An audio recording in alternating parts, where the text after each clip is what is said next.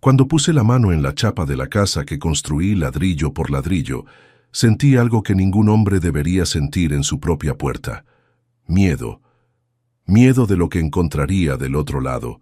Miedo de descubrir que la confianza de 30 años de paternidad se había vuelto polvo mientras estaba fuera. El metal frío de la cerradura quemó mi piel como si fuera hierro al rojo vivo. Porque hay momentos en la vida de un hombre que sabe que, cuando gire esa llave, nada volverá a ser como antes. Y yo lo sabía. En el fondo ya lo sabía desde que traté de llamar a casa por 20ª vez esa semana, y la llamada se fue directo al buzón de voz. La puerta se abrió con un chirrido diferente, como si hasta ella estuviera avergonzada de lo que iba a encontrar. El olor era extraño. No era el olor de mi casa. Era perfume caro mezclado con comida de restaurante y algo más. Algo que olía a fiesta, a vida que había pasado en mi ausencia sin incluirme. Mis pies pisaron vidrios rotos, en el piso de mi propia entrada. Pedazos del florero que mi difunta esposa había recibido de su madre. El primer regalo que pusimos en la casa cuando nos casamos hace 40 años. 40 años, hermano. Y ahí estaba, esparcido por el piso como si fuera basura cualquiera. Pero lo que realmente rompió algo dentro de mí no fueron los vidrios en el piso, fue el sonido que venía de mi sala. Risas, risas fuertes, música, voces que no reconocía, en mi sala, en el sillón que pagué en 12 mensualidades, usando mi televisión que me llevó 2 meses de tiempo extra comprar. Caminé hacia la puerta de la sala como quien se acerca a un accidente automovilístico. No quieres ver, pero necesitas. Y cuando vi a mi hijo Marcos, de 32 años, acostado en mi sillón junto a 3 personas que nunca había visto en mi vida, todos con cara de quien acababa de despertar de una noche que no quería imaginar, usando mi casa como si fuera motel de carretera. «¿Papá?» Su voz salió medio ronca, medio molesta, como si yo fuera el intruso, como si estuviera invadiendo su casa, no regresando a mi propia casa después de 3 meses cuidando a mi hermano internado en otro estado. «¿Qué haces aquí?», me preguntó, levantándose lentamente, pasándose la mano por el cabello desordenado. Los extraños en el sillón me miraban como si yo fuera el inconveniente. En mi propia sala. ¿Qué hacía ahí? En la casa que construí con mis propias manos. En la sala donde le enseñé a dar sus primeros pasos. En el piso que enceré todos los sábados durante años para que pudiera jugar descalzo sin lastimarse. «Vivo aquí», respondí, y mi propia voz sonó extraña, como si estuviera mintiendo. Se rió. Mi propio hijo se rió de mi respuesta. Una risa seca, sin humor, llena de un desprecio que cortó mi alma como navaja. «Ay, papá, relájate. Nomás estamos aprovechando un poco. Tú ni siquiera estabas usando la casa». No la estaba usando. La casa que me llevó 20 años pagar, trabajando en 2 empleos, haciendo horas extra todos los fines de semana, cargando mezcla y cemento con estas manos que hoy me duelen solo de recordar. La casa donde lo crié a él y a su hermana después de que murió su madre, donde cociné, lavé, planché, fui padre y madre al mismo tiempo. Yo no la estaba usando. La nuera apareció de la cocina en ese momento, Carla, con una cara de desafío que nunca había visto antes. Carla a quien ayudé a pagar la boda. Carla para quien di el enganche del departamento donde vivían. Carla que me decía papito cuando necesitaba algo. «Hola, don Roberto, qué bueno que regresó», dijo, pero el tono era helado como hielo de refrigerador viejo. «Estábamos cuidando la casa, como usted pidió». «Cuidando». Miré alrededor. La mesa de centro estaba rayada. La pintura de la pared tenía manchas extrañas. La alfombra que mi esposa eligió con tanto cariño estaba sucia de algo que preferí no identificar. Y en el rincón, una pila de botellas de cerveza vacías que llegaba hasta mi rodilla. «¿Cuidando?», pregunté y sentí mi voz temblar. No de miedo, de una rabia que venía de un lugar tan profundo que no sabía que existía.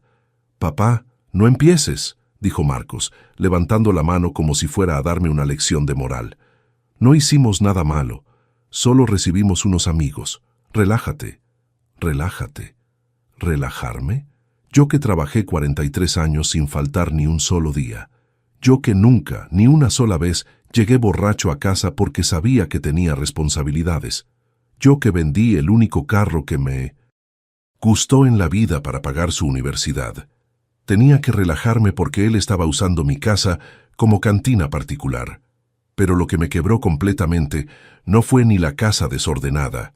Fue cuando uno de los extraños en el sillón, un muchacho de unos 20 y tantos años con cara de quien nunca había trabajado un día en su vida, tuvo la desfachatez de decir: «Oiga, señor, ¿no hay algo de comer por ahí? Tengo un hambre». Señor. Me dijeron señor en mi propia casa. Y mi hijo no dijo nada. Mi nuera no dijo nada. Dejaron que un completo extraño me tratara como si fuera el empleado de la casa. Fue en ese momento que sentí el pecho apretarse de una manera que ni cuando el médico me dijo que tenía que cuidar mejor la presión. Era un dolor diferente. Era el dolor de un hombre que crió una familia entera en las espaldas y descubrió que para ellos, él era solo un banco con piernas. ¿Cuántas veces un padre se traga el llanto para parecer fuerte?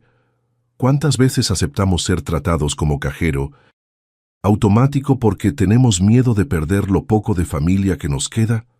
Si alguna vez has sentido que una vida entera de trabajo como padre valía menos que un capricho momentáneo de tu hijo, quédate conmigo hasta el final de esta historia, porque lo que pasó después de esa tarde me enseñó que un hombre solo pierde la dignidad cuando acepta ser tratado como banco, no como padre. Suscríbete al canal para no perderte los próximos relatos. Hay muchos padres por ahí que necesitan escuchar esto. Antes de continuar, si te gustan los relatos reales como este, de historias que muestran que nunca es tarde para que un hombre recupere su valor, suscríbete al canal y activa la campanita, porque aquí no cuento historias de víctimas, cuento historias de hombres que decidieron reaccionar. Mi nombre es Roberto Silva, tengo 64 años, y para que entiendas cómo llegué a ese momento, viendo a mi propio hijo tratarme como intruso en la casa que construí, necesito regresar un poco en el tiempo. Nací en 1960, en una familia humilde del interior de Michoacán. Mi padre era albañil, mi madre costurera. Me enseñaron dos cosas que cargué toda la vida. El trabajo dignifica al hombre, y la familia siempre viene primero, siempre, incluso cuando no lo merece. A los 18 años me mudé a la Ciudad de México con 500 pesos en el bolsillo y una maleta de cartón amarrada con mecate. Quería una vida mejor, quería construir algo. Y construí, literalmente. Empecé como chalán de albañil, cargando mezcla y cemento bajo el sol quemante del DF. Me dolía la espalda todas las noches, pero sabía que era temporal. Estudiaba en la nocturna, tomaba cursos los fines de semana, me especializaba. En 5 años me volví maestro de obra. En 10 tenía mi propia pequeña constructora. Fue trabajando en una remodelación que conocí a María, mi esposa. Era maestra, vivía en el departamento que yo estaba remodelando para la dueña. María era diferente a todas las mujeres que conocía. Veía potencial donde otros veían apenas a un albañil sucio de cal. Anduvimos 2 años. Nos casamos en una ceremonia sencilla, pero llena de amor. Y pronto llegó nuestra primera hija, Sandra. 2 años después, llegó Marcos. No se imaginan lo que es cargar a tu primer hijo en brazos y prometerle un futuro mejor que el tuyo. Le prometí a ese bebecito que nunca pasaría las necesidades que pasé, que tendría estudio, oportunidades, una buena vida. Durante los primeros años, María y yo éramos un equipo perfecto. Ella cuidaba a los niños durante el día, daba clases particulares en la tarde. Yo me levantaba a las 5 de la mañana, trabajaba hasta las 6 de la tarde, llegaba a casa y todavía ayudaba con la tarea, jugaba con los niños, los bañaba cuando María estaba cansada. Los fines de semana eran sagrados.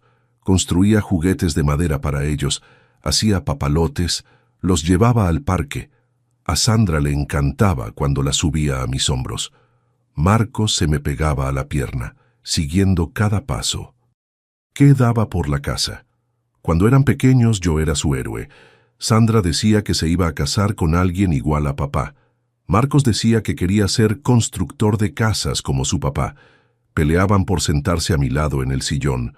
Competían por quién me iba a ayudar a arreglar algo en casa. Poco a poco, nuestra situación fue mejorando. La constructora creció. Logré comprar un terreno bueno, en una colonia decente, y fue ahí que tomé la decisión que cambió nuestras vidas. Iba a construir nuestra casa con mis propias manos. Todos los fines de semana, todos los días feriados, cada día libre, ahí estaba. Cavando cimientos, levantando paredes, poniendo techo. Marcos, que debía tener unos 8 años en esa época, siempre pedía ayudar. Lo dejaba cargar los ladrillos más pequeños, echar la mezcla más ligera. Se sentía orgulloso, todo sucio de cemento, diciendo que estaba construyendo la casa de la familia. Sandra, más pequeña, le gustaba organizar las herramientas, cada cosa en su lugar. María nos llevaba lunch y agua. Eran los mejores días de mi vida. La familia trabajando junta para construir nuestro futuro. La casa quedó lista cuando Marcos tenía 10 años y Sandra 8. El día de la mudanza hicimos una fiesta sencilla. María hizo gelatina, yo carnitas en el patio que todavía no tenía barda. Los niños corrían por la casa nueva, gritando de alegría, eligiendo sus cuartos. Esa noche, después de que los niños se durmieron, María y yo nos sentamos en el portal que había construido con tanto cariño. Tomó mi mano y dijo: «Construiste mucho más que una casa, Roberto. Construiste nuestro hogar». Durante la adolescencia de los muchachos, las cosas empezaron a cambiar, como pasa en toda familia. Sandra se volvió una niña más reservada, siempre estudiando, siempre responsable. Marcos empezó a cuestionar todo, como todo adolescente. Pero en general, éramos felices. Trabajaba cada vez más. La constructora iba bien, pero la competencia era grande. Necesitaba estar fuera de casa más tiempo, viajar a otras ciudades, dormir en obra cuando era necesario. María entendía. Sabía que estaba construyendo el futuro de nuestros hijos. Pagaba escuela particular para los dos, curso de inglés, natación, karate para Marcos, ballet para Sandra. Todo lo que pedían y yo podía dar, lo tenían. Yo mismo nunca pedí nada a mis padres después de los 18 años, pero quería que mis hijos tuvieran algo diferente. Marcos quería una Nintendo carísima cuando cumplió 15 años. Trabajé un mes extra para comprarla. Sandra quería hacer un intercambio cuando terminó la prepa. Vendí mi carro y pedí un préstamo. Valió la pena ver la felicidad en sus ojos. Cuando María se enfermó, pensé que era solo una gripe que estaba durando mucho. Siempre estaba cansada, sin apetito. «Es solo estrés», decía. «Estás trabajando demasiado». Pero cuando llegó el diagnóstico, cáncer de páncreas ya avanzado, nuestro mundo se derrumbó. Los 2 años siguientes fueron los más difíciles de mi vida. María luchó con una fuerza que no sabía que existía. Reduje el trabajo al máximo para estar con ella. Marcos tenía 20 años, estaba en la universidad. Sandra, 18, acababa de entrar a la universidad. Ayudaban cuando podían, pero no quería que descuidaran sus estudios. Yo cuidaba a María, cocinaba, limpiaba casa, manejaba el tratamiento y todavía trabajaba lo suficiente para pagar las cuentas médicas que el IMSS no cubría. Cuando María murió, una parte de mí murió también. Pero tenía 2 hijos que me necesitaban. Sandra todavía estaba en la universidad. Marcos también. Necesitaba seguir siendo papá y mamá al mismo tiempo. Fue en esa época que empecé a notar cambios en mis hijos. Sandra siguió siendo cariñosa, pero distante. Normal, estaba lidiando con su propio dolor. Marcos se volvió más rebelde. Empezó a salir más, llegar tarde, gastar dinero que no tenía. Pero yo entendía. Habían perdido a su madre. Yo era todo lo que quedaba de estabilidad para ellos. Entonces, cuando Marcos pidió dinero para terminar la universidad, se lo di. Cuando Sandra necesitó ayuda para el primer trabajo, la ayudé. Cuando Marcos conoció a Carla y se quiso casar, pagué la boda. ¿Cuántos padres por ahí están financiando su propia humillación sin darse cuenta? ¿Cuántas veces confundimos amor con permisividad? Las primeras señales de alarma aparecieron justo después de que Marcos se casó. Cosas pequeñas al principio, demasiado sutiles para un padre que solo quería ver a su hijo feliz. La primera fue en la carnita asada de cumpleaños de Carla. Había puesto todo mi empeño. Compré carne buena, hice la fiesta en mi casa. Invité a todos sus amigos, preparé todo con cariño. Durante la fiesta, escuché a Marcos platicando con un amigo. Está padrísimo tener un jefe que tiene casa propia, ¿verdad, hermano? Nos ahorramos un billetón no pagando renta de salón. Estaba hablando de mi casa como si fuera un salón de fiestas gratuito, como si yo no fuera el dueño, apenas el empleado que limpiaba después.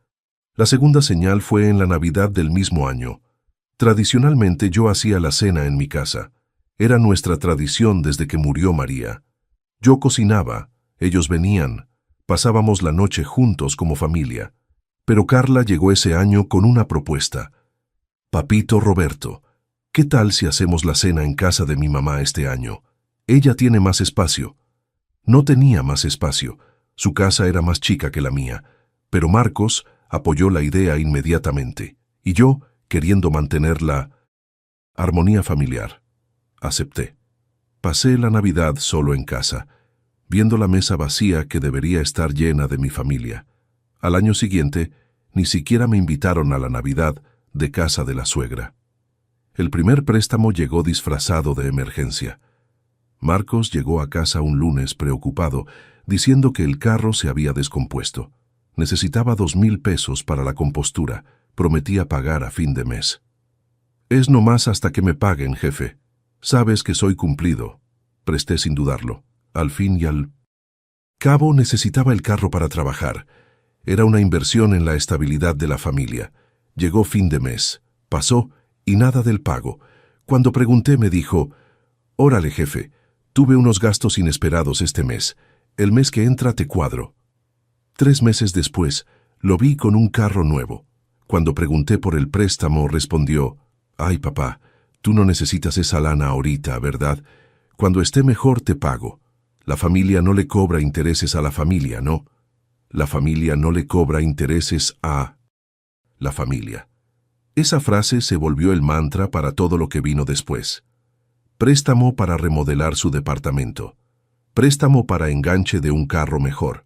Préstamo para un viaje de aniversario de bodas. Cada vez, la misma promesa. El mes que entra te pago. Cada vez la misma excusa. La familia no le cobra intereses a la familia. Pero lo que más me lastimaba no era ni el dinero. Era el cambio de trato. Marcos empezó a hablarme como si yo fuera un empleado suyo, no su padre. «Papá, déjala. Casa arreglada el sábado que vamos a recibir unos amigos acá», me decía, no pedía. Como si la casa fuera suya y yo fuera el velador. Las visitas se volvieron frecuentes. Carla y Marcos llegaban con grupos de amigos, usaban mi casa para fiestas, carnitas asadas, reuniones.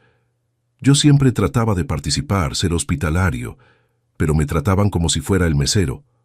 «Papá, trae más cerveza». «Papá, al asador le falta más carbón». «Papá, métete para adentro que queremos platicar solos acá». Me corrían de mi propio patio para que pudieran platicar solos. Una vez llegué más temprano del trabajo y encontré a Carla en mi cocina, moviendo mis cosas, reorganizando mis alacenas. Cuando pregunté qué estaba haciendo, me dijo, «Ay, papito, esta cocina necesita una mejor organización. Déjame darle una arregladita para que esté más funcional cuando vengamos acá. Más funcional para ellos. No para mí, que usaba esa cocina todos los días. Para ellos, que aparecían cuando querían algo. Sandra, que vivía en otro estado por el trabajo, empezó a venir menos. Cuando venía notaba que se sentía incómoda con la situación, pero nunca decía nada directamente. «Papá, ¿está bien?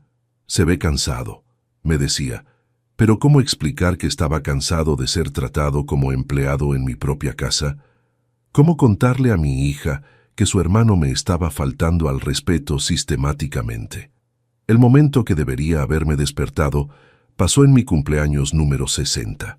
Esperé todo el día que aparecieran, que llamaran, que se acordaran. A las 9 de la noche, Marcos mandó un mensaje. «Papá, felicidades. Se me olvidó que era hoy. La próxima semana festejamos como se debe». La próxima semana.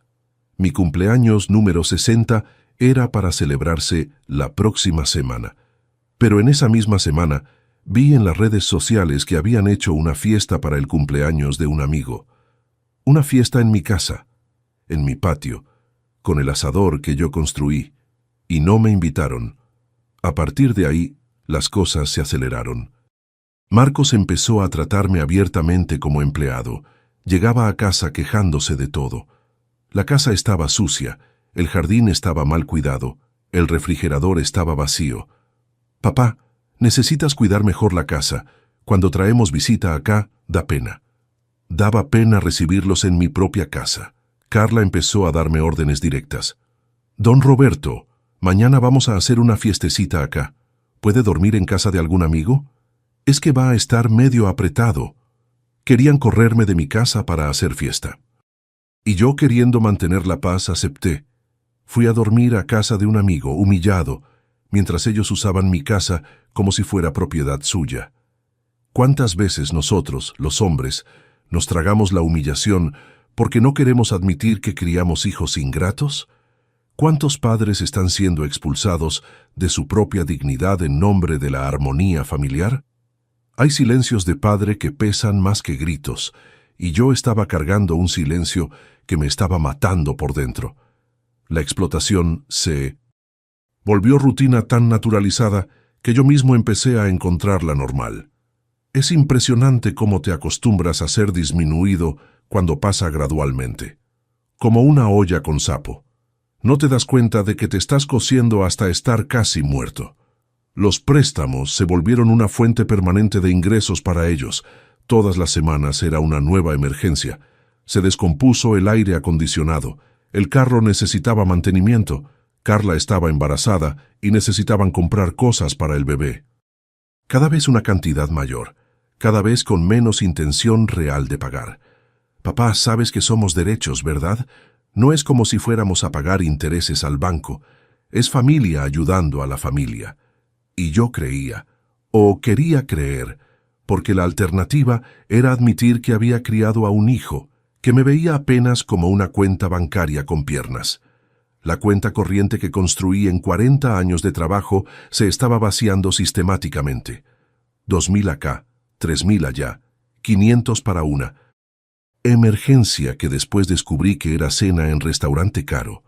Pero el dinero era apenas la punta del iceberg. Lo que realmente me estaba matando era la falta de respeto creciente. Marcos empezó a tratarme como si fuera un empleado problemático que no podía despedir. «Papá, necesitas mejorar esa apariencia, ¿eh? Cuando vienen las amigas de Carla acá, andas ahí en chanclas y playera vieja. Da vergüenza. Vergüenza de mi apariencia. En mi propia casa. Usando la ropa que compré con el dinero que gané trabajando desde los 18 años. Y otra cosa, papá, necesitas dejar de ver televisión tan alto. No podemos platicar bien acá en la sala». La televisión que compré, en la sala que construí, estaba muy alta para que ellos platicaran. Ellos que aparecían en mi casa sin avisar, sin pedir permiso, pero yo tenía que bajar el volumen para que se sintieran cómodos. La manipulación era sutil, pero constante. Carla tenía una habilidad especial para hacerme sentir culpable por cualquier cosa. Si me quejaba del dinero, ponía cara triste y decía: «Ay, papito Roberto, pensamos que se alegraba de ayudar a la familia. No sabíamos que lo veía como una carga».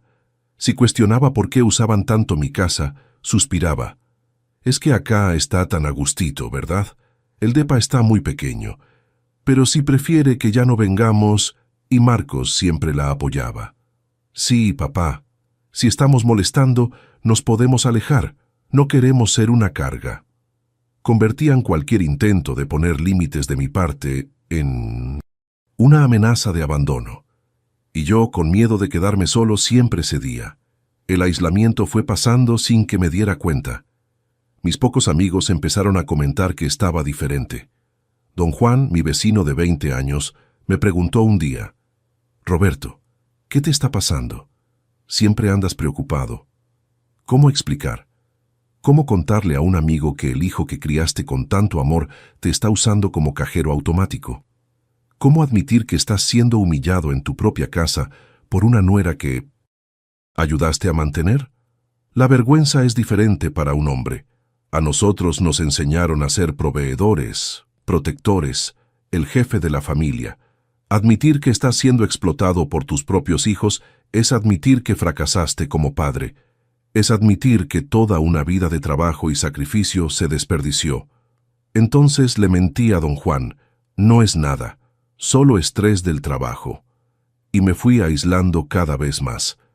Dejé de aceptar invitaciones para carnitas asadas de los vecinos porque sabía que Marcos y Carla podían aparecer en cualquier momento en mi casa y molestarse si yo no estaba ahí para atenderlos. Dejé de viajar a visitar a mi hermano porque me hacían sentir culpable por dejar la casa abandonada, como si ellos fueran los dueños y yo fuera el velador. La salud empezó a cobrarse la factura. La presión subió. El médico dijo que necesitaba menos estrés, más ejercicio, mejor alimentación.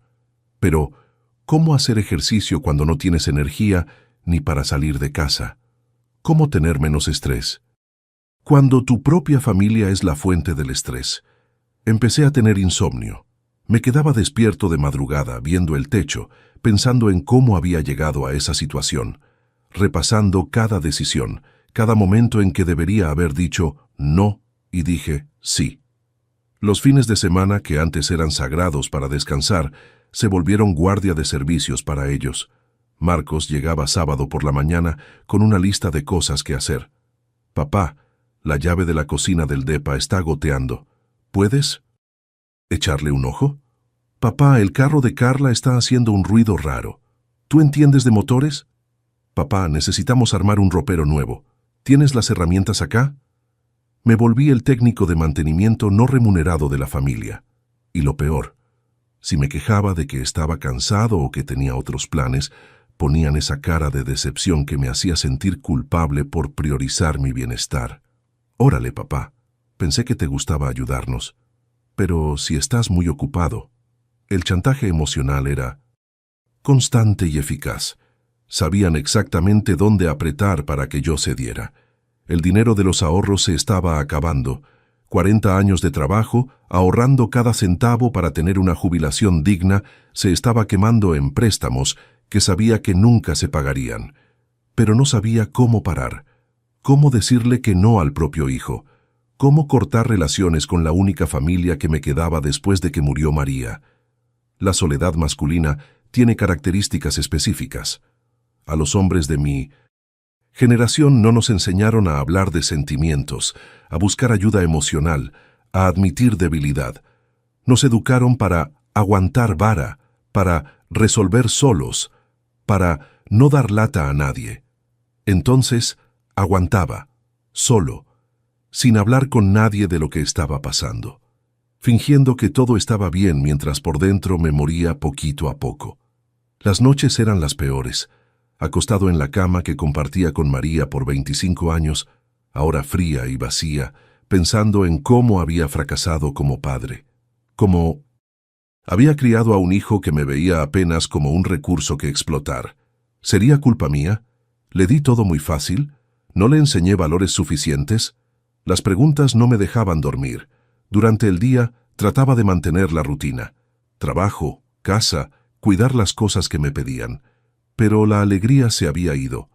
La motivación para cualquier cosa se había evaporado. Estaba viviendo en automático, apenas cumpliendo obligaciones.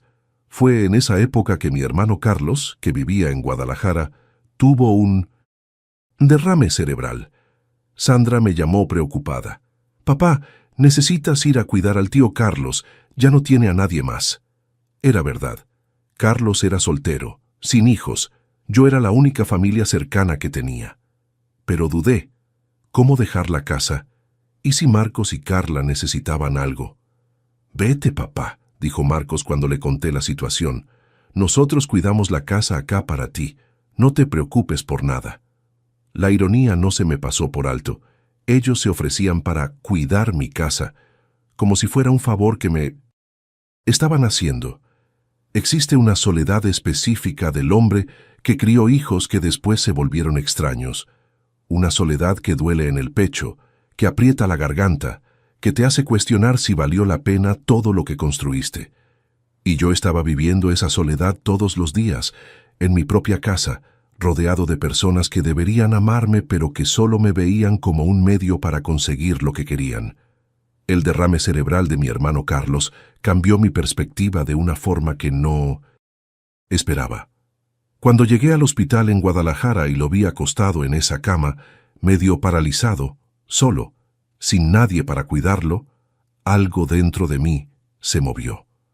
Carlos siempre fue un hombre fuerte, independiente, trabajador como yo, construyó su vida con sus propias manos. Pero ahí estaba, vulnerable, necesitando ayuda, y la única persona que apareció fui yo, su hermano menor. «Roberto», me dijo con dificultad, el habla medio arrastrada por el derrame.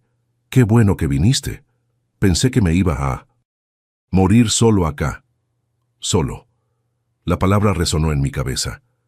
Carlos, con toda su independencia, con toda su fuerza, estaba solo en la hora que más necesitaba ayuda. Y yo también estaba solo, solo que no por falta de familia. Yo estaba solo porque mi propia familia se había alejado emocionalmente de mí. En los primeros días, cuidando a Carlos, llamaba a casa todos los días. Hablaba con Marcos, preguntaba cómo estaban las cosas, si necesitaban algo. Siempre respondía que todo estaba bien, que no me preocupara, que ellos estaban cuidando todo. Durante las largas horas en el hospital, empecé a platicar con otros hijos que visitaban a sus padres internados. Escuché historias de familias que se reunían para cuidar a los viejitos, hijos que se turnaban, nietos que venían todos los días a hacerle compañía a los abuelos. «Mi papá crió 5 hijos», dijo una señora en una de las conversaciones. «Hoy nos organizamos para siempre tener a alguien acá con él. Es lo mínimo que podemos hacer después de todo lo que hizo por nosotros. Lo mínimo que podían hacer».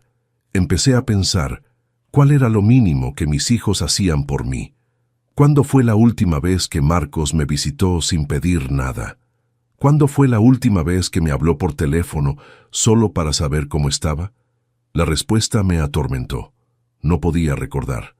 Después de una semana en Guadalajara, traté de llamar a casa y el teléfono solo daba ocupado. Intenté varias veces. Nada. Llamé al celular de Marcos. Se fue directo al buzón de voz. Mandé mensaje, respondió horas después. «Todo bien acá, jefe. El teléfono debe tener problema en la línea». Algo en la respuesta me molestó. Era muy seca, muy evasiva. Marcos siempre fue de pocas palabras, pero aquello me sonó extraño. Al 10º día, ya no pude hablar con él. Teléfono fijo mudo, celular directo al buzón. Mandé mensaje, nada. Me preocupé. ¿Y si había pasado algo? ¿Y si me necesitaban? Fue cuando llamé a doña Esperanza, mi vecina, y le pedí que echara un ojo a la casa. «Don Roberto», me dijo medio incómoda, «hay mucho movimiento en su casa, muchos carros extraños, música alta, fiesta. Pensé que usted había regresado». Fiesta. En mi casa, mientras yo estaba cuidando a mi hermano internado. ¿Y Marcos? ¿Lo vio? Sí, lo vi.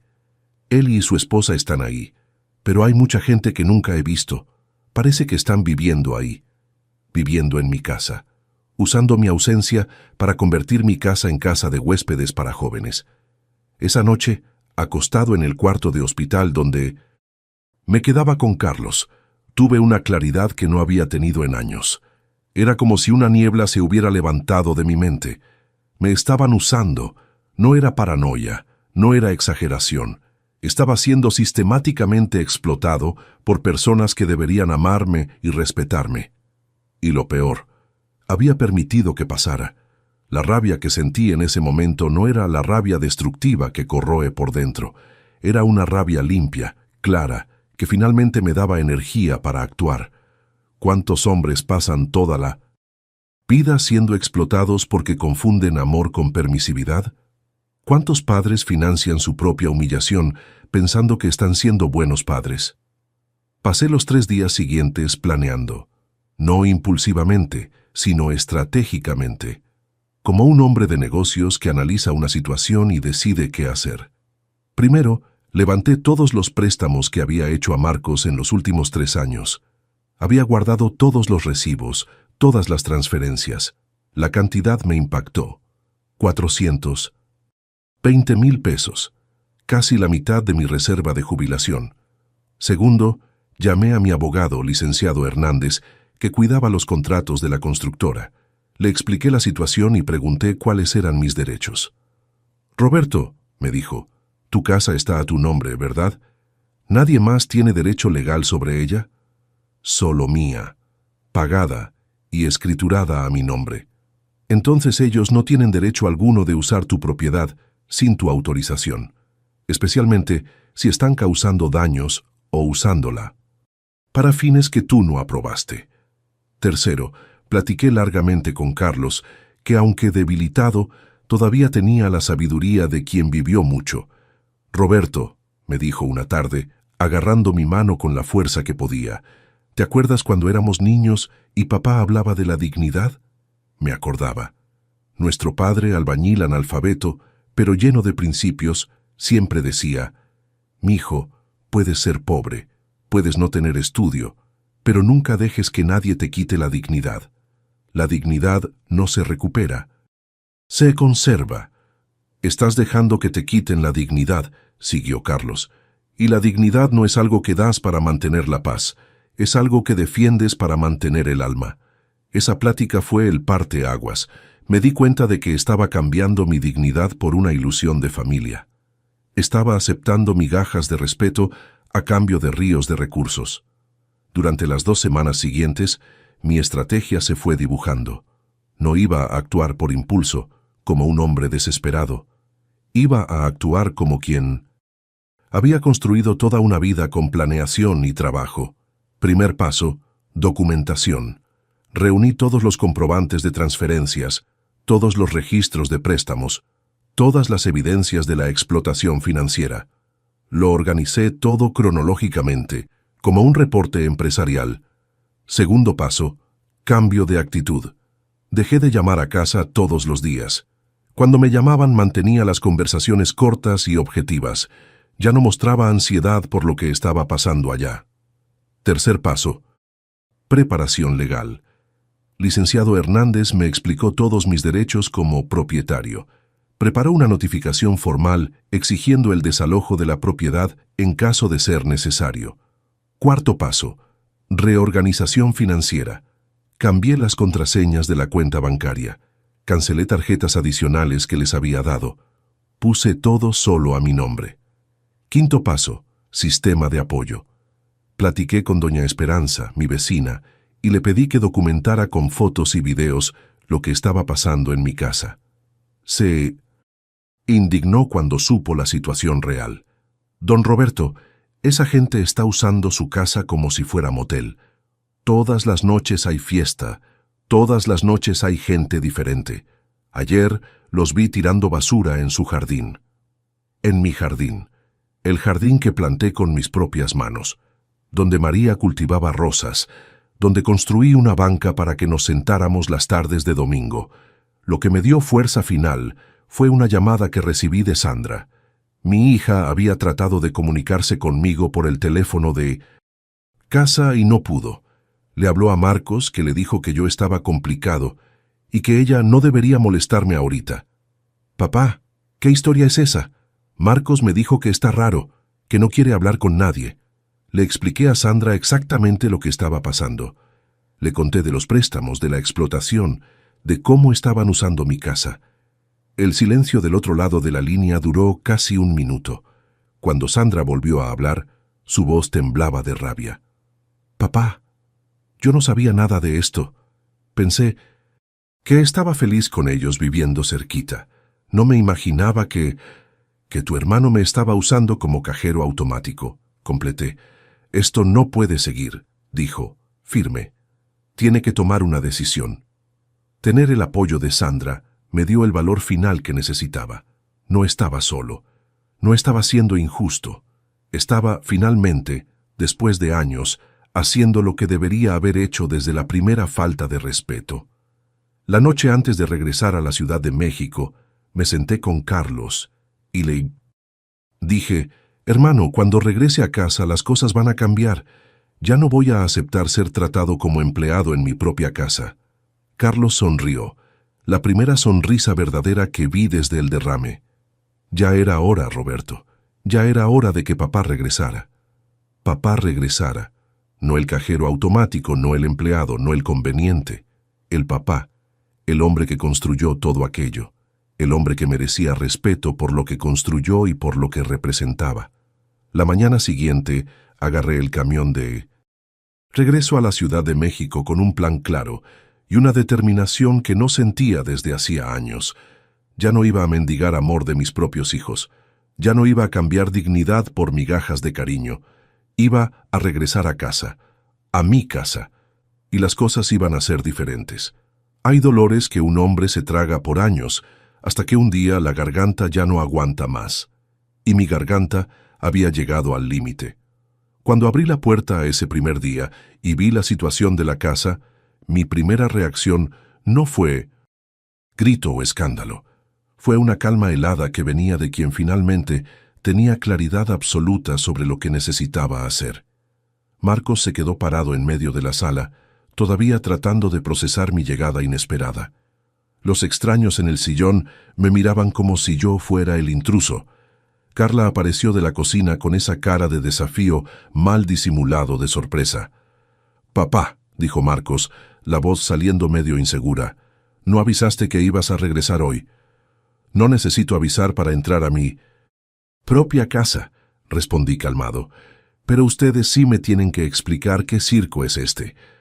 El muchacho en el sillón, ese que me había dicho «señor» y pidió comida, se levantó medio apenado. Los otros también empezaron a moverse, dándose cuenta de que la fiesta había terminado. «Oye, hermano», le dijo uno de ellos a Marcos, «nos vamos echando, después hablamos».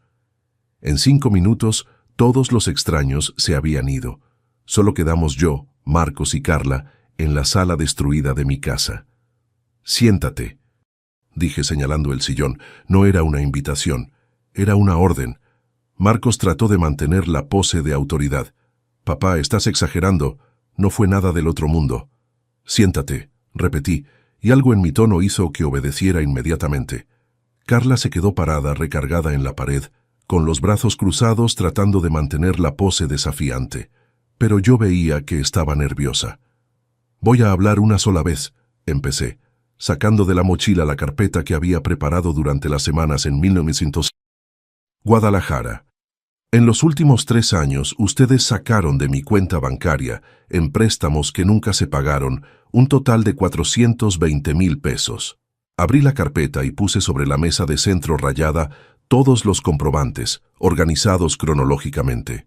2,000 en enero del 2021 para arreglar el carro, 3,000 en marzo para remodelar el departamento, 5,000 en junio para emergencia médica. ¿Sigo?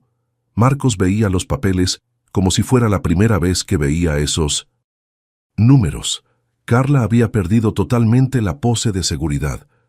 «Papás», empezó él, «sabes que siempre tuvimos intención de pagar». «Intención», lo interrumpí.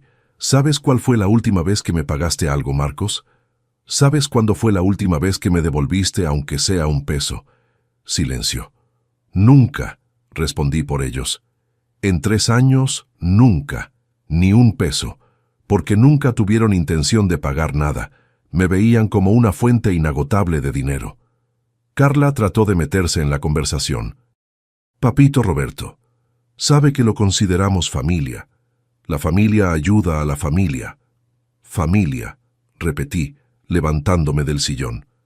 «Te voy a enseñar cómo me trataron como familia». Saqué el celular y abrí la carpeta de fotos que doña Esperanza había mandado durante mi ausencia. Fotos de mi casa llena de gente extraña, de mi jardín convertido en basurero, de mi cochera siendo usada como bodega de cerveza. Así es como cuidaron mi casa, así es como me respetaron como padre. Marcos se puso rojo. Primero de vergüenza, después de coraje. Papá, no fue así. Doña Esperanza está exagerando. ¿Exagerando?, pregunté, mostrando una foto de mi mesa del comedor cubierta de botellas y restos de comida. ¿Exagerando qué? ¿La falta de respeto a la casa que construí? ¿A las cosas que compré con 40 años de trabajo? Carla intentó una última jugada de manipulación. Ay, papito, está siendo muy dramático. Nomás queríamos aprovechar un poquito. Usted ni siquiera la estaba usando. No la estaba usando, repetí lentamente. La casa donde viví 40 años, donde los crié a ustedes dos, donde cuidé a mi esposa hasta que murió, no la estaba usando. Me levanté del sillón y me quedé parado frente a ellos. Voy a ser muy claro. Tienen hasta el final de esta semana para sacar todas sus cosas de mi casa. Todas. Y no quiero volver a ver ningún extraño acá adentro sin mi autorización expresa. Papá, no puedes hacer eso, dijo Marcos, levantándose también. No tenemos dónde poner las cosas. Nuestro departamento es chico. Ese es su problema. Debieron haber pensado en eso antes de convertir mi casa en casa de huéspedes. Carla explotó. Está siendo injusto. Siempre lo cuidamos, siempre estuvimos cerca. ¿Me cuidaron? Me reí sin humor. ¿Cuándo fue la última vez que me hablaron sin pedir dinero? ¿Cuándo fue la última vez que me visitaron sin querer algo? Se miraron, buscando una respuesta que no existía. Nunca, respondí, porque nunca me vieron como papá. Me vieron como un recurso conveniente. Marcos intentó una última jugada emocional. Papá, mamá se pondría triste de vernos peleando así. Eso fue la gota que derramó el vaso. Usar la memoria de María para manipularme era una línea que no debería haber cruzado. No te atrevas, dije, y mi voz salió más baja y más peligrosa que cualquier grito. No te atrevas a usar a tu madre para justificar la cochinada que hicieron acá. Caminé hasta la pared donde tenía una foto de María y agarré el retrato en las manos. Tu madre trabajó toda la vida para construir esta familia. Murió creyendo que había criado hijos con carácter. Están escupiendo en su memoria. Marcos se puso pálido. Carla empezó a llorar, pero no eran lágrimas de tristeza. Eran lágrimas de rabia y frustración. Y hay más, continué regresando a la carpeta de documentos. Los 420,000 pesos que me deben, o me pagan en 6 meses, o les hago un juicio por apropiación indebida. Papá, no harías eso, dijo Marcos, pero su voz tembló. Sí lo hago, platiqué con mi abogado. Tengo todos los comprobantes, todas las promesas de pago por mensaje, todas las evidencias. ¿Y sabes por qué? Porque en este asunto ustedes no son mis hijos. Son 2 adultos que me robaron. Carla dejó de llorar y se puso furiosa. Está loco. Somos familia. La familia no demanda a la familia. Ustedes eligieron no ser familia cuando decidieron tratarme como cajero automático, respondí. Ahora van a aprender qué pasa cuando explotas la buena voluntad de alguien. En los días siguientes vi cómo realmente reaccionaban cuando perdían el control de la situación. Marcos intentó de todo. Primero vino con promesas. Papá, vamos a pagar todo. Te juro que sí. Nomás no nos demandes. Va a manchar nuestro nombre. Después vino con amenazas. Papá, si hace eso, ya no vamos a venir acá. Se va a quedar solo. Después con chantaje emocional. Papá, piense en los nietos que le podemos dar. Quiere que crezcan sabiendo que el abuelo demandó a los indosi. ¿Papás? Cada intento de manipulación solo confirmaba que había tomado la decisión correcta. No tenían ni una pizca de remordimiento por lo que hicieron. Solo estaban preocupados por las consecuencias. La realidad de su situación empezó a aparecer cuando tuvieron que sacar todas sus cosas de mi casa.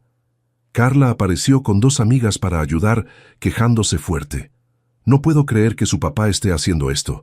¡Qué hombre tan egoísta! ¿Egoísta por querer respeto en su propia casa?, pregunté. Apareciendo en la sala, una de las amigas, sin saber toda la historia, dijo: «Ay, don Roberto, pero son sus hijos. La familia tiene que ayudar a la familia». «¿Ayudar?», repetí. «¿Quieren saber cómo me ayudaron?». Me ayudaron a gastar 400,000 pesos de ahorros. Me ayudaron a volverme empleado en mi propia casa. Me ayudaron a perder la dignidad que me llevó 60 años construir. La mujer se quedó sin palabras. Carla se puso roja de vergüenza. Pero el momento que más me marcó fue cuando Marcos vino a buscar las últimas cosas. Estaba solo, sin la pose de autoridad, sin su esposa para darle apoyo. Solo él y yo en la casa donde lo crié. «Papá», dijo cargando una caja con los trofeos que yo había guardado de cuando jugaba fútbol en la escuela. «¿Estás seguro de esto? ¿No podemos platicar?». Miré esos trofeos en sus manos, trofeos que había celebrado cada uno, fotografiado cada logro, guardado con cariño todos estos años. «Marcos», dije, «cuando ves esos trofeos, ¿qué recuerdas?». Se detuvo medio confundido. «Recuerdo cuando jugaba fútbol. Yo recuerdo cada partido que fui a ver, cada entrenamiento al que te llevé, cada par de tacos que compré aunque el dinero estuviera apretado, cada vez que llegabas a casa feliz con una victoria y yo me alegraba más que tú». Bajó los ojos. «¿Sabes cuándo dejé de sentirme orgulloso de ti, Marcos?». No respondió. «El día que me viste a los ojos y mentiste sobre para qué querías dinero prestado, el día que me convertiste de papá en...». «Pendejo». Trató de hablar, pero continué. «Tenías todo para ser un hombre de carácter, todo. Educación, ejemplo, oportunidades, y elegiste ser un explotador. Elegiste ver a tu propio padre como una cuenta bancaria. Papá, puedo cambiar, puedes, pero lejos de mí. Cuando seas capaz de pedirme perdón de verdad, cuando vengas acá con los 420,000 para devolverme, cuando aprendas a tratarme con respeto, entonces tal vez podamos platicar». Salió ese día cargando los trofeos, y supe que había hecho lo correcto.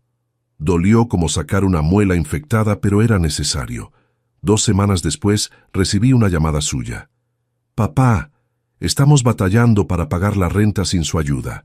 ¿No puede reconsiderar?». «No», respondí. «Son adultos, arréglenselas». «Pero papá, pero nada. Me explotaron durante años. Ahora aprendan a vivir con sus propias piernas». Cuando un padre es traicionado por su propia sangre, la cicatriz atraviesa generaciones. Pero a veces hay que cauterizar la herida para que no infecte a toda la familia. Los primeros días solo en la casa limpia fueron extraños. No era soledad mala, era una quietud diferente. Era el silencio de quien finalmente podía respirar en su propia casa sin miedo de ser juzgado o explotado. Caminé por la sala sin vidrios rotos en el piso. Me senté en mi sillón sin rayones ni manchas. Prendí mi televisión al volumen que quise. Comí en mi mesa sin prisa. Dormí en mi cama sin ansiedad. Por primera vez en años me sentí en casa en 1900. Mi propia casa. Pero no voy a mentir, los primeros días también fueron difíciles. 64 años de vida, siendo 64 como padre, no se borran de la noche a la mañana. Había momentos que veía el teléfono y pensaba en llamar a Marcos, momentos que sentía culpa por haber sido tan duro con ellos. Fue doña Esperanza, mi vecina, quien me ayudó a mantener la perspectiva. Don Roberto hizo lo correcto. Yo veía cómo lo trataban y me daba coraje. Un hombre trabajador como usted no se merecía eso. Pero es mi hijo, doña Esperanza, dije una tarde que me estaba sintiendo particularmente culpable. Es su hijo, sí, pero usted no es propiedad de él.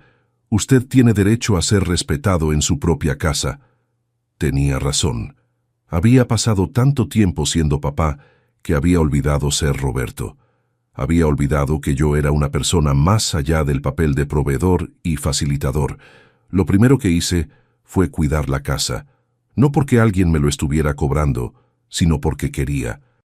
Arreglé la pared de la sala que estaba manchada. Cambié la alfombra que estaba sucia más allá de lo recuperable. Compré plantas nuevas para el jardín que había sido convertido en basurero. Cada mejora en la casa era como una mejora en mí mismo. Cada rincón que arreglaba era un pedazo de mi dignidad que recuperaba. Después de un mes, empecé a explorar cosas que había abandonado durante años de dedicación total a la familia. Siempre me gustó la carpintería, pero nunca tuve tiempo para dedicarme. Armé un pequeño taller en la cochera y empecé a hacer proyectos sencillos. El primero fue una jardinera para doña Esperanza. Cuando se la entregué, se emocionó. «Don Roberto, esto está hermoso. Tiene mucho talento. ¿Por qué nunca supe esto?» «Porque nunca tuve tiempo», respondí. «Siempre tuve otras prioridades». Otras prioridades. Hijos que necesitaban dinero, nietos que necesitaban regalos, una familia que consumía toda mi energía sin nunca retribuir nada. La carpintería se volvió mi terapia. Trabajar con las manos, crear cosas bonitas y útiles, ver un pedazo de madera volverse mueble, era satisfactorio de una forma que había olvidado que existía. Don Juan, mi vecino de 20 años, empezó a aparecer en la cochera para platicar mientras yo trabajaba. «Roberto, estás diferente, más liviano». «¿Cómo?» «No sé. Siempre parecías medio cargado, medio preocupado. Ahora pareces más tranquilo». Era verdad. La ansiedad constante que cargaba había disminuido drásticamente. Ya no tenía miedo de que sonara el teléfono con pedido de dinero. Ya no tenía miedo de llegar a casa y encontrar extraños en mi sala. Ya no tenía miedo de que me cobraran por cosas que no debía. 2 meses después de haber corrido a Marcos y Carla de la casa, recibí una llamada de Sandra. «Papá, ¿cómo está?» «Estoy bien, mija, muy bien». «Papá, platiqué con Marcos. Me contó lo que pasó. No sabía que la situación estaba tan fea. Sandra siempre fue más sensata que su hermano. Aunque vivía lejos, mantenía contacto. Regular conmigo, me hablaba para saber cómo estaba. Se acordaba de mis cumpleaños. «¿Está arrepentido?», pregunté. «Dice que sí. Dice que quiere platicar con usted». «Sandra, tu hermano tuvo 3 años para tratarme con respeto. 3 años para ser un hijo decente. Eligió explotarme. Ahora que perdió el acceso a la cuenta bancaria, está arrepentido. Papá, entiendo su enojo, pero es mi hermano. Es su hijo. Y yo soy su padre. El padre que merecía ser tratado con respeto, no como cajero». Automático. Sandra se quedó callada un rato. «Tiene razón. No defiendo lo que hizo. Solo quisiera que hubiera una forma de que se reconciliaran». «La hay», respondí. «Que me pague los 420,000 que me debe. Que venga acá y pida perdón de verdad. Y que aprenda a tratarme como padre, no como empleado». «¿Cree que lo haga?» «No sé. Pero si no lo hace, al menos habré descubierto qué tipo de hombre crié». 3 meses después, mi vida tenía una rutina nueva y saludable. Me levantaba temprano, desayunaba con calma, cuidaba la casa, trabajaba en la carpintería, comía viendo noticias, descansaba en la tarde, cenaba tranquilo. Los fines de semana, empecé a frecuentar un grupo de carpintería en una escuela técnica cerca de casa. Ahí conocí hombres de mi edad con historias similares, jubilados o semijubilados, que estaban descubriendo pasiones que habían dejado de lado durante décadas de trabajo y familia. «Roberto», dijo don Joaquín, un señor de 68 años que estaba haciendo una mesa hermosa. «Pasamos toda la vida trabajando para otros. Llega un momento que tenemos que trabajar para nosotros mismos». Trabajar para mí mismo. Concepto extraño para quien pasó 40 años trabajando para mantener familia. Fue en el grupo de carpintería que conocí a doña Alice, una señora de 60 años que había enviudado recientemente y estaba aprendiendo carpintería para ocupar el tiempo. «Mi marido siempre decía que las mujeres no servían para esto», dijo, lijando una pieza con cuidado. «Ahora que murió estoy descubriendo que se equivocaba en muchas cosas. Doña Alice era inteligente, divertida, independiente. No estaba buscando un hombre para que la mantuviera ni para mantener. Simplemente estaba viviendo su vida, explorando cosas nuevas. Empezamos a tomar café después de las clases de carpintería. Después se volvió comida de domingo. Después se volvió compañía para ir al cine, al teatro, a exposiciones. No era noviazgo en el sentido tradicional. Era compañerismo entre dos personas maduras que habían descubierto que tenían mucho por vivir todavía. Roberto, me dijo una tarde que estábamos en una exposición de arte, ¿has pensado en viajar? ¿Conocer lugares nuevos? Nunca había pensado. Durante 40 años, todo viaje que hice fue por trabajo o para cuidar a alguien de la familia. Nunca había viajado por placer. ¿A dónde te gustaría ir?, me preguntó. No sé. Nunca me puse a pensarlo. Y era verdad. Había pasado tanto tiempo viviendo para otros que había olvidado vivir para mí. Al 6º mes de mi nueva vida, hice mi primer viaje de placer. Doña Alice y yo fuimos a Guanajuato. Nos quedamos en un hotel sencillo pero cómodo. Visitamos talleres de arte, comimos en restaurantes a los que nunca habría ido solo. Durante el viaje, me hizo una pregunta que me marcó. Roberto, ¿cuándo fue la última vez que hiciste algo solo porque querías, sin preocuparte por nadie más? Pensé mucho y no pude recordar. Exactamente, dijo. Pasamos tanto tiempo siendo útiles para otros que olvidamos ser importantes para nosotros mismos. Ser importante para mí mismo. Otro concepto que había olvidado que existía. Cuando regresé del viaje, encontré una sorpresa en mi casa. Marcos estaba sentado en el portal, esperando. Estaba diferente, más flaco, con cara de quien no estaba durmiendo bien. Se levantó cuando me vio llegar. «Papá», me dijo, «necesito platicar con usted». «¿Qué quieres, Marcos?», pregunté, no siendo hostil, pero tampoco acogedor. «Quiero pedirle perdón». Me paré frente a él y lo miré a los ojos buscando señales de sinceridad. «¿Perdón por qué?». «Por haberlo tratado mal, por haberlo usado, por haber sido un mal hijo». «Y», esperé. «Y traje esto», dijo, sacando del bolsillo un sobre. «Son 150,000 pesos. Es todo lo que he podido juntar hasta ahora. Sé que todavía debo mucho más, pero es un comienzo». Agarré el sobre. El dinero estaba ahí. 150,000 pesos en efectivo. «¿Cómo conseguiste este dinero?», pregunté. «Vendí mi carro, vendí algunas cosas, estoy trabajando horas extra. Carla consiguió trabajo también». «¿Y por qué ahora?», miró al suelo. «Porque me di cuenta de que perdí al mejor papá que podía tener, y me di cuenta de que me volví el tipo de hombre que yo mismo despreciaría». Nos quedamos callados un rato. «Marcos», dije finalmente, «me debes mucho más que dinero. Me debes años de respeto que no recibí. Me debes el reconocimiento de todo lo que hice por ti». «Lo sé, papá. Y voy a pasar el resto de mi vida tratando de compensar». «No quiero que pases el resto de tu vida compensándome», respondí. «Quiero que aprendas a ser un hombre de carácter, para ti mismo, no para mí». Asintió, los ojos llenos de lágrimas verdaderas esta vez. «Papá, ¿puedo volver a visitarlo?». «Puedes, pero con reglas. Me tratas con respeto. No pides dinero. Vienes porque quieres estar conmigo, no porque quieres algo de mí». «Acepto». «Y hay otra cosa», continué. «Ya no soy ese papá que va a resolver todos tus problemas. Ya no soy ese hombre que vive solo para la familia.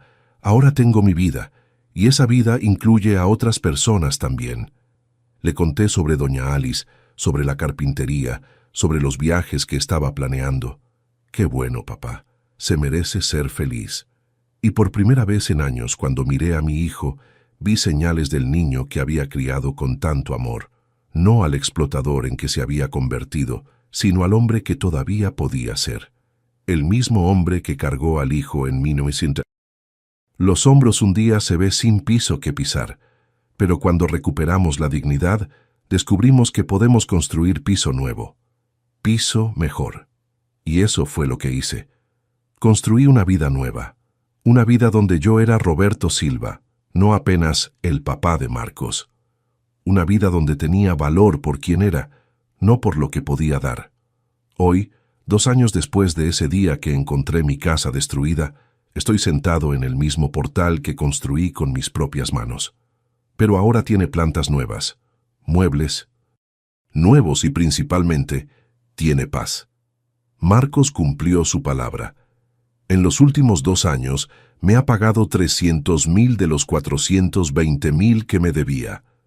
Más importante que el dinero, cambió la forma de tratarme. No completamente, no de la noche a la mañana, pero gradualmente, genuinamente. Me viene a visitar cada 15 días, siempre el domingo en la tarde. No pide dinero, no trae problemas para que yo resuelva. Viene a platicar, a veces ayuda con algún proyecto de carpintería, a veces simplemente se sienta acá en el portal conmigo y toma café. La última vez que vino, me hizo una pregunta que me marcó.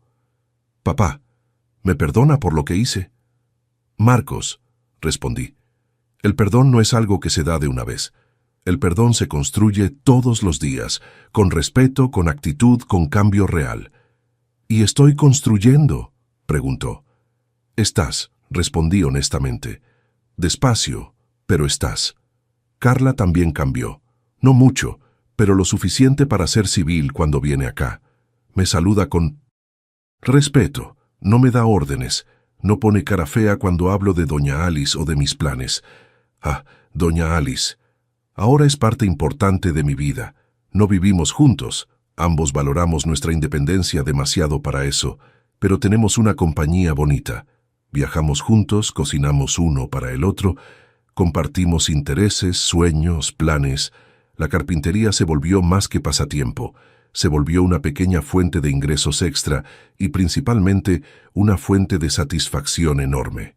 Hago muebles, por encargo restauro piezas antiguas, enseño técnicas a otros hombres de mi edad que quieren aprender. El mes pasado, un señor de 70 años me buscó queriendo aprender a hacer una cuna para el nieto que iba a nacer. Mientras le enseñaba a usar las herramientas, me contó su historia. Hijo que no lo respetaba, nuera que lo maltrataba, años de humillación en nombre de la armonía familiar. «Don Roberto», me dijo, «¿cómo tuvo valor para tomar una decisión?» «No fue valor», respondí. «Fue necesidad. Cuando la alternativa es perder el alma, cualquier decisión se vuelve valor». Enseño carpintería para hombres como yo todos los jueves en la noche en la escuela técnica. Son señores entre 50 y 70 años que están descubriendo, como yo descubrí, que no es tarde para empezar de nuevo, que no es tarde para tener dignidad, que no es tarde para decir no. Tengo un alumno, don Antonio, que está pasando por una situación parecida a la que pasé. Hijo adulto que vive en su casa, no. Trabaja, lo trata como empleado. La semana pasada me buscó. «Roberto, mi hijo me dijo que si lo corro, nunca más me habla. ¿Qué hago?» «Antonio», respondí, «hijo que amenaza con no hablar al papá porque el papá quiere ser respetado en su propia casa, no es hijo, es chantajista. ¿Cuántos padres por ahí están siendo chantajeados emocionalmente por sus propios hijos? ¿Cuántos hombres están cambiando dignidad por migajas de cariño familiar?» La respuesta que les doy a estos hombres es siempre la misma. Un padre no existe para ser conveniente, un padre existe para ser respetado, y el respeto no se mendiga, se conquista y se mantiene. Aprendí que amor sin respeto no es amor, es dependencia emocional. Aprendí que familia que solo aparece cuando necesita algo no es familia, es asociación comercial. Aprendí que nunca, pero nunca, es tarde para que un hombre se levante. Hoy tengo una vida que no imaginaba posible hace 2 años. Me levanto cuando quiero, como lo que quiero. Veo televisión al volumen que quiero. Recibo a quien quiero en mi casa. Viajo cuando quiero. Gasto mi dinero como quiero. Y principalmente, soy tratado con respeto por todos los que me rodean. Porque aprendí a exigir respeto. Porque aprendí que un hombre enseña a otros cómo tratarlo a través de lo que acepta y lo que rechaza. Sandra me visita siempre que viene a la Ciudad de México, me habla todas las semanas, manda fotos de los lugares que visita, me incluye en su vida de forma genuina. Es diferente con ella, porque siempre fue diferente. Siempre me trató como papá, no como banco. En la última Navidad hice cuestión de reunir a la familia en mi casa nuevamente, pero ahora con reglas claras. Doña Alice participó en la cena. Marcos y Carla vinieron y se comportaron como visitas respetuosas, no como dueños de la casa. Sandra trajo al novio nuevo para que me conociera. Fue una Navidad diferente a todas las que tuve en los últimos años. Fue una Navidad donde me sentí como papá, no como empleado. Donde me sentí como persona, no como recurso. Durante la cena, Marcos se levantó e hizo un brindis. Quiero brindar por mi papá, que me enseñó que un hombre de verdad no se deja faltar al respeto, ni por su propio hijo. No fue una disculpa melodramática. Fue el reconocimiento de un hombre adulto hacia otro hombre adulto. Fue respeto genuino. Hoy, a los 66 años, tengo una certeza que no tenía a los 64. Valgo por quien soy, no por lo que puedo dar. Tengo amigos que me respetan, una compañera que me valora, hijos que me tratan como merezco ser tratado, una vida que construí para mí mismo, y principalmente, tengo dignidad. Esa misma dignidad que mi papá albañil decía que no se recupera, se conserva. Tardé en entender, pero finalmente entendí. Conservar dignidad a veces significa cortar relaciones tóxicas, aunque sean con personas que amamos. Algunas puentes, después de quemados, no necesitan reconstruirse, aunque hayas ayudado a construirlos. A veces, quemar el puente es la única forma de parar de ser atravesado por quien no te respeta. Para ti que estás escuchando esta historia y te identificaste con alguna parte, quiero dejarte un mensaje claro. Nunca es tarde para recuperar tu dignidad. Nunca es tarde para exigir el respeto que mereces. Nunca es tarde para dejar de financiar tu propia humillación. Si eres un papá que está siendo explotado financieramente por los hijos, toma una decisión. Si eres un hombre que está siendo faltado al respeto en su propia casa, pon límites. Si estás cambiando dignidad por migajas de cariño familiar, para. Construiste mucho más que una familia. Construiste un hombre que merece respeto. Y ese respeto no es negociable. Si mi historia como padre tocó tu corazón, quiero saber desde dónde estás viendo. Escribe aquí en los comentarios tu ciudad, tu estado o hasta tu país. Déjame saber que este mensaje llegó hasta ti. Y si conoces algún padre que está aceptando menos de lo que merece, comparte este video, porque hay muchos hombres que necesitan entender que valorarse no es egoísmo, es necesidad. Si este relato te hizo reflexionar, deja un comentario contando desde dónde estás viendo. Escribe también lo que sentiste al escuchar esta historia. Cuéntame, ¿ya tuviste que poner límites con tus hijos? Y si esta historia te hizo pensar, deja tu like y suscríbete al canal para seguir viendo historias reales de hombres que eligieron su dignidad. Porque aquí no contamos historias de víctimas, contamos historias de comienzo nuevo. Un abrazo desde la Ciudad de México. Y recuerda, construiste mucho más que una familia. Construiste un hombre que merece respeto. ¿Cuántas veces nosotros, los hombres, nos tragamos la falta de respeto en nombre de la paz? ¿Cuántos padres están financiando su propia humillación? Aprendí a los 66 años que un hombre no necesita aceptar migajas de quien recibió un banquete de oportunidades, que ser padre no significa ser explotado, y que nunca, pero nunca, es tarde para que un hombre se levante. Suscríbete al canal, deja tu like y hasta el próximo relato.